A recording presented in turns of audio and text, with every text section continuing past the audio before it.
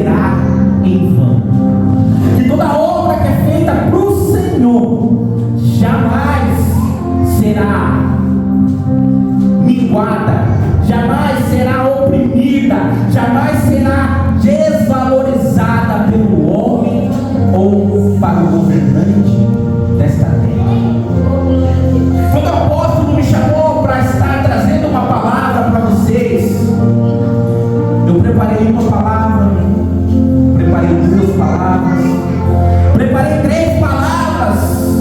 Estava à tarde orando sobre essa palavra e o Espírito Santo falou assim: pode esquecer tudo que você preparou. Você vai pregar o que eu quero que você pregue. Mas aí eu perguntei: Senhor, o que o Senhor quer que eu pregue? Eu vou te dizer na hora. E o Senhor me deu. Enquanto o apóstolo estava aqui lendo a palavra para você de Neemias, o Senhor me lembrou de Jeremias, que por anos e anos o Senhor entregou algo para ele, o Senhor falou com ele, o Senhor direcionou ele.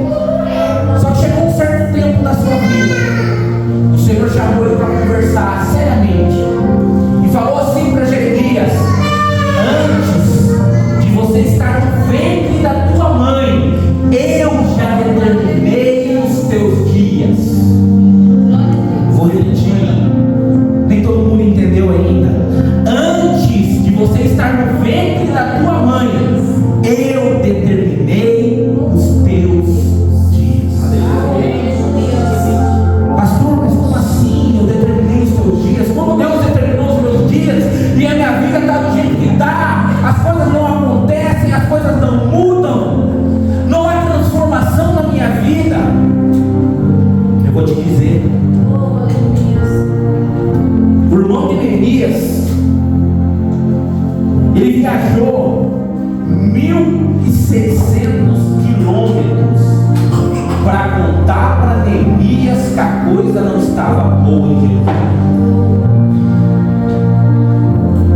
Você tem ideia do que é viajar 1.600 quilômetros a pé para contar para alguém que o negócio não está bom na terra dele? Quantos quilômetros você viajou para chegar aqui hoje? Quanto tempo você dispôs do seu dia para falar com o Senhor? O irmão de Neemias chegou a Neemias e entregou algo. Imagine alguém vir de muito longe para você.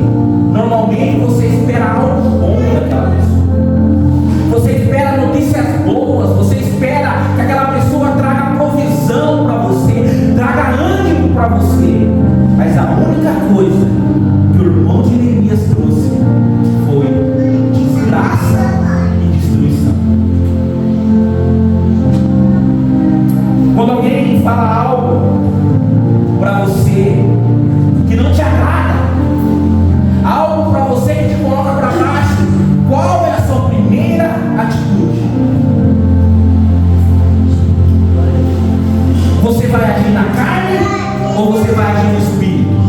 Porque quem age na carne responde, debate, bate boca. Quem vive no espírito para, pensa e consulta. Mas peraí, pastor, como assim? Irmãos, se Neemias vivesse na carne, ele falaria assim para o irmão dele: eu não tenho nada a ver com isso. A minha vida aqui está boa, eu tenho alto cargo do rei, o rei me respeita, o rei me honra, o rei me abençoa. Cada um com os seus problemas. Aí vem aquele ditado que muitos gostam de dizer assim: ema, ema, ema, cada um com os seus problemas. Quem vive na carne falaria isso, mas quem vive no espírito, nós falamos.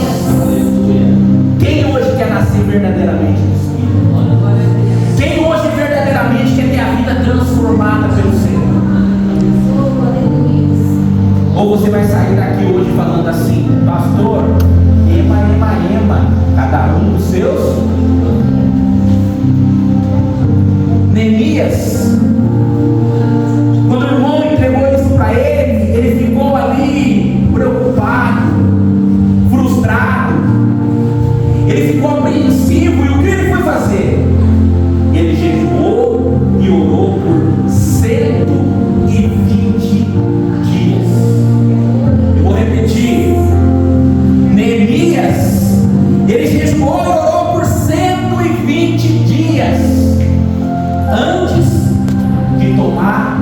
qualquer atitude.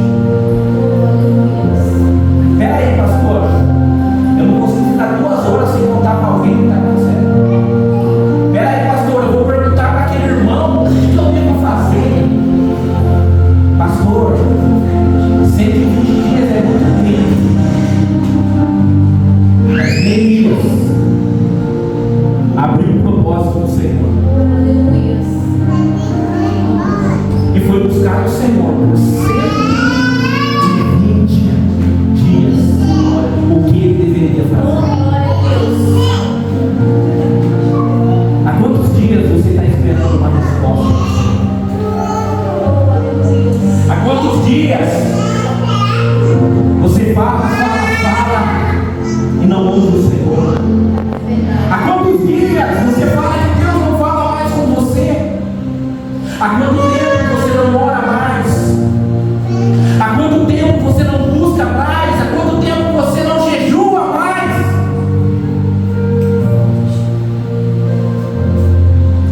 Queridos e amados irmãos, Neemias tinha a vida que qualquer um queria, mas ele decidiu interceder por aqueles que precisavam. Eu vou repetir. Neemias decidiu interceder. Mas pastor, tem muita batalha espiritual que não é bom a gente entrar. Concordo. Quando as pessoas perguntam para mim, pastor, qual é o meu chamado? Eu canso de falar, vai lá em Mateus 28, do 18 ao 20, que lá está seu chamado. A sua preocupação hoje, nós estamos nos últimos tempos, tá? Pode ter certeza disso. A sua preocupação hoje não é o seu chamado, é o seu propósito. Qual o propósito que eu estou na terra? Você já perguntou, Senhor, qual é o propósito que eu estou fazendo aqui na terra? O que o Senhor quer de mim neste mundo caído? Este mundo jaz no maligno. Já pensou você chegar diante de Deus e falar, Senhor, eu fiz um bolo de fubá para o Senhor, e Ele falar assim para você, filho, mas eu esperava um bolo de chocolate.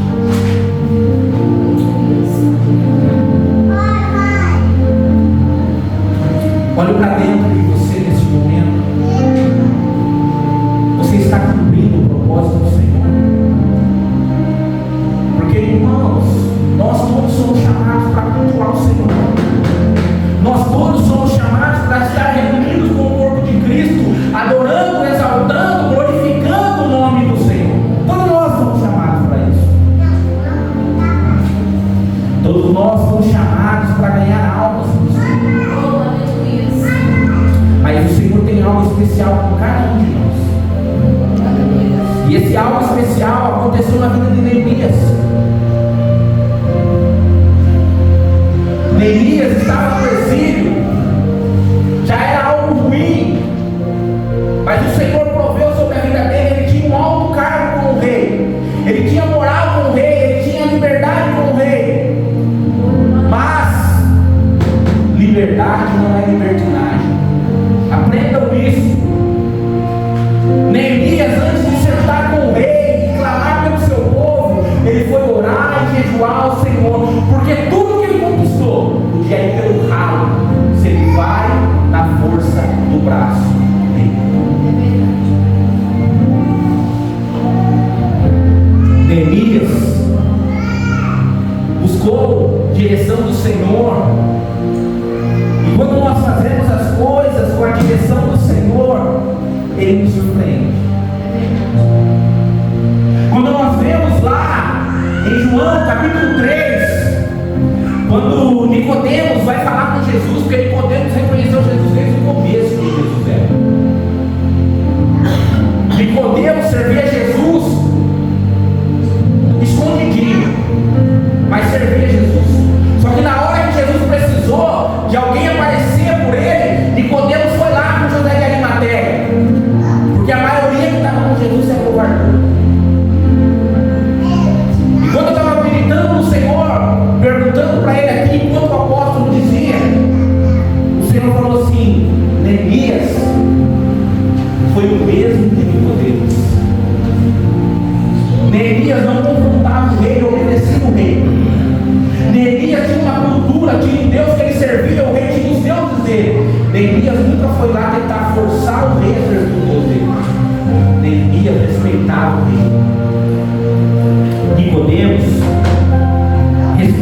questionava a autoridade dele.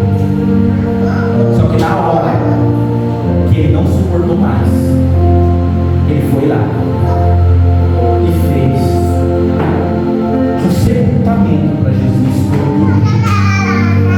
Eu estava pesquisando esses dias qual era o valor do óleo que Nicodemos colocou sobre o corpo de Jesus ali, a mirra que ele colocou sobre o corpo de Jesus.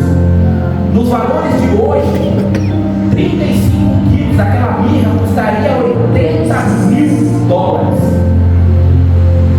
Está quase R$720 mil só o óleo que Nicodemos colocou no corpo de Jesus. O túmulo que José de Arimateia enterrou Jesus hoje custaria no mínimo R$500 mil.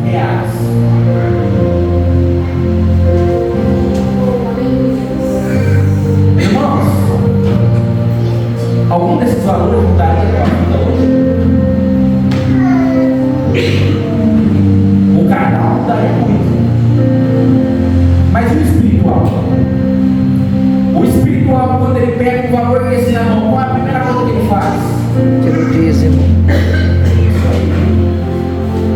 O espiritual, primeiro ele pensa no reino. O carnal não. O carnal pega o dinheiro desse, compra um carro, manda a foto pro pastor. Aí, pastor, olha o carro que eu comprei. Nossa, filho, que lindo, como você comprou? Dei 500 mil de entrada e parcelei o resto.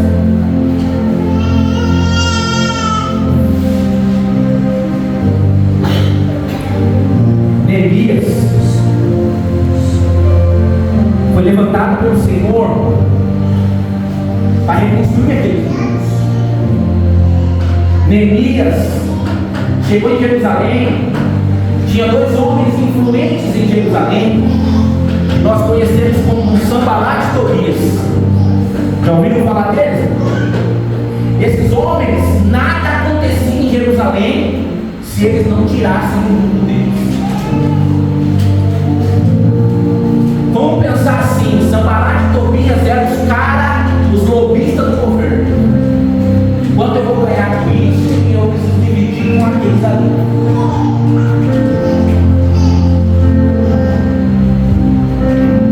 Irmãos, pelos olhos naturais, a reconstrução dos muros de Jerusalém demoraria no mínimo 2 anos. 2 anos. Pela mão de obra e a tecnologia daquela época. Se Neemias colocasse a empresa de Sanbalat e Tobias, ia demorar uns 10.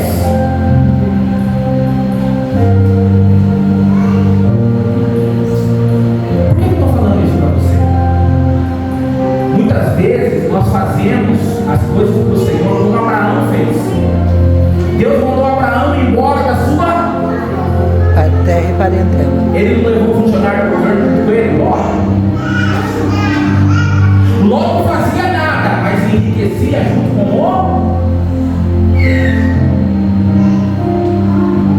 eu vou entregar algo, não sei para quem aqui, mas tem muita gente pendurada em sua bênção, viu?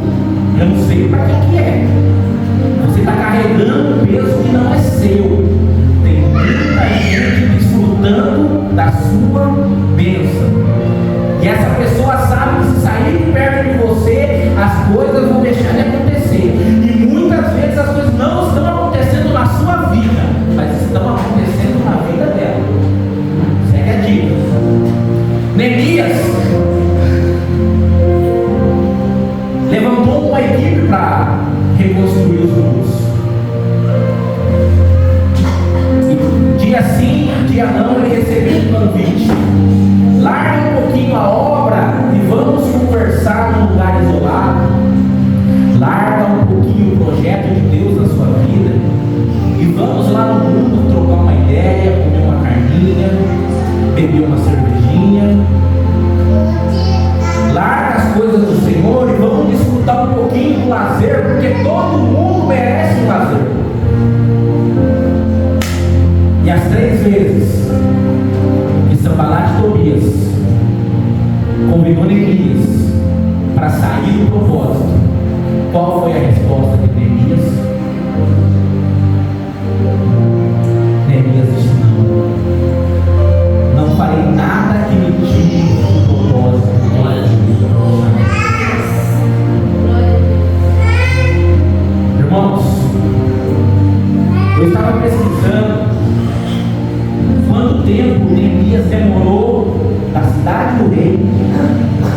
Jerusalém. E quantas pessoas foram com Neemias? Neemias levou quase 3.000 pessoas só para carregar as coisas que o rei deu para ele fazer a obra. Só para carregar. Quando Neemias chegou na cidade, o olho de todo mundo brilhou, do tanto de ouro que ele tinha. Mas pastor, o rei deu dinheiro para ele para 2 anos de obra e terminou em 52 dias. E o que ele fez com o resto do dinheiro? Já se perguntaram isso? Neemias, no livro do apócrifo de Crônicas dos Reis, fala que Neemias abençoou todas as famílias de Jerusalém. Ele voltou para o rei sem uma moeda de ouro. Ele largou todas as moedas para o povo dele. E quando ele chegou no rei, você sabe que o rei perguntou para Neemias: precisa de mais ouro? Vocês estão entendendo o recado? Se o rei que Neemias servia queria abençoar ainda mais o povo dele, imagine o nosso Pai, que é todo. Aleluia.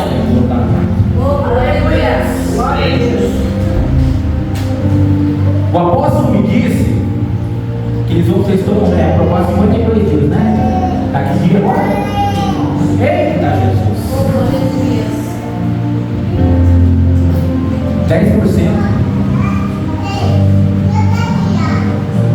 É tempo, hein?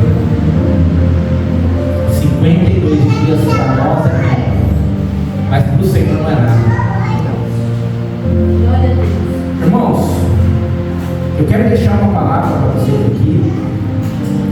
Neemias olhou para o propósito dele e não se desviou do propósito. Por muitas vezes a nossa carne quer desistir, a nossa carne desanima. Muitas vezes a chance passa na nossa frente e nós deixamos a chance ir embora. Muitas vezes Deus fala não uma vez, não 2, não 3, até 5 vezes e nós não entendemos. Mas o Senhor está sendo claro com você hoje.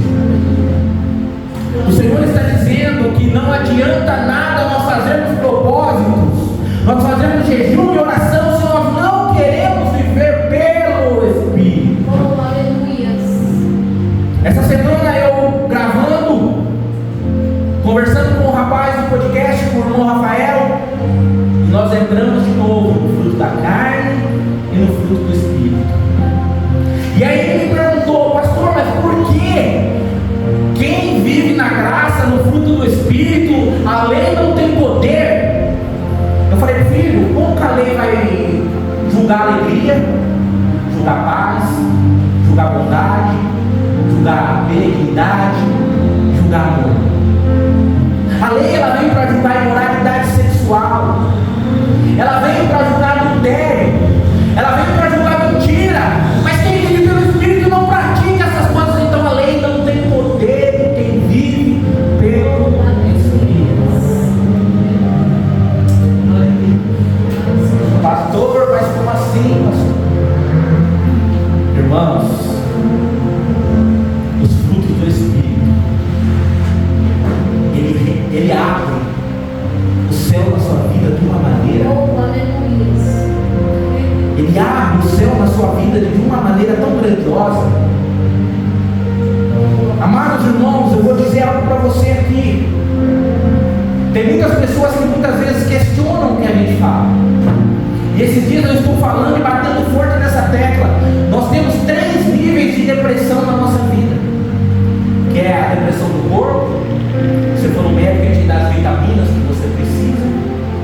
A depressão da alma, que você vai no psicólogo, ele te dá uma direção, ele ouve você, porque quem tem depressão na alma precisa abafar, precisa falar.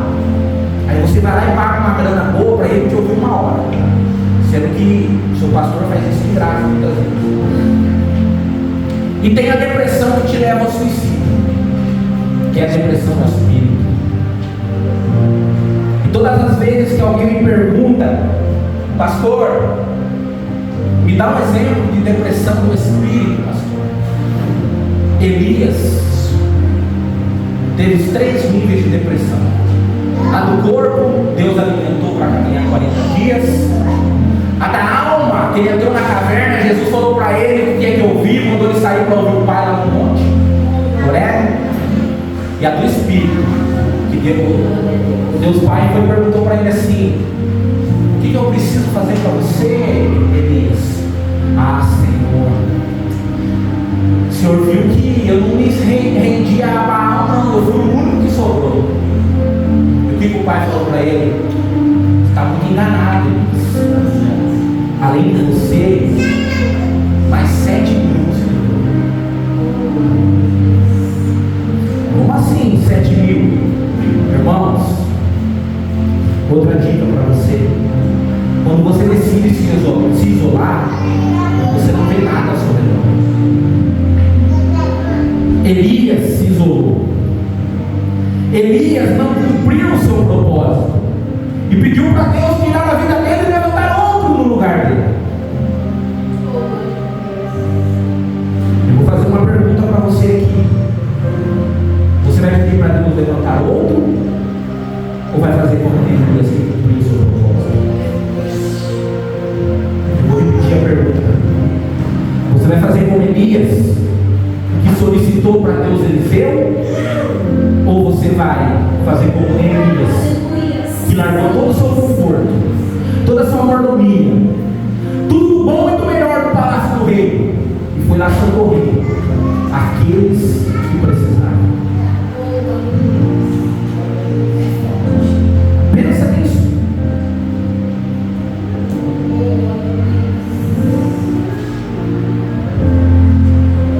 Elias ou Neemias?